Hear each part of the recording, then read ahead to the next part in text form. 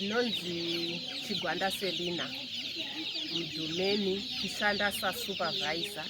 Ndinobata 3 wards dzinoti ward 7 Samanga, munowa Matiri muno, ward 8 Mpotedzi, Saumani, ward 9 Nyamaende, Manicaland province, Mutasa district in Honde Valley.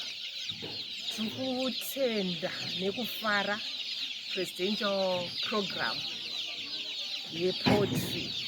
Chinowa chinhu chiri kutipa manyawi, chiri kuva chinhu chinodadisa. Takatarisana nevision 2030 yekuti tinenge takutarisira kuti munhu mumwe namumwe anenge ane mari muhomwe. SekuAgriTech tinotarisira kuti murimi kana achirima anofanirwa kurima zvinhu zvakati wandei, kana kuti atinenge tichiti diversification. Tikati kune banana production, kune grain production, kune poultry production, and at the same time tisikakangami futi fisheries. Saka tiine huku dzadai, tinodaira kuti nutrition yedu kuma crops, be it banana, be it kuvanhu, wherever dzinenge zvaitwa improved. Huku dzechibhoyi dzakanakira kuti dziri resistant kuma diseases, uye tikashaya chikafu chekufidza huku idzi tinokwanisa kudzibuditsa panze dzozvicharira dzega chikafu. Dzinokwanisa kufidha nekuzvicharira dzega, dzinofanirwa dzinofidha kubuda nemavegetables, uye dzinokwanisa kuzvifidhirawo kana nezvinhu zvakangosiyana siyana.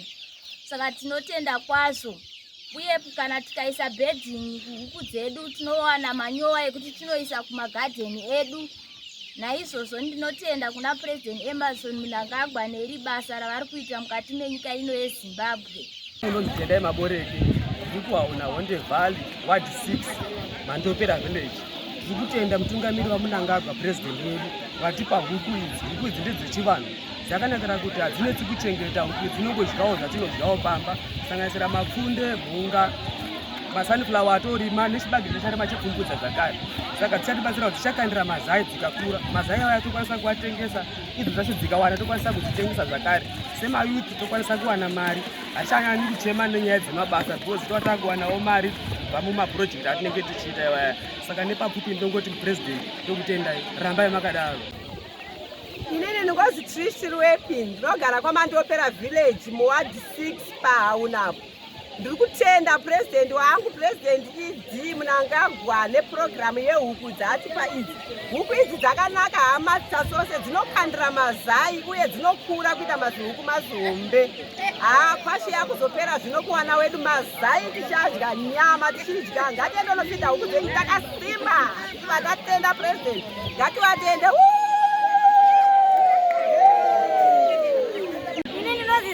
Godi, tinotenda President Mnangagwa atipa huku dzemazai kuti tione utano kumhuri yedu idipe.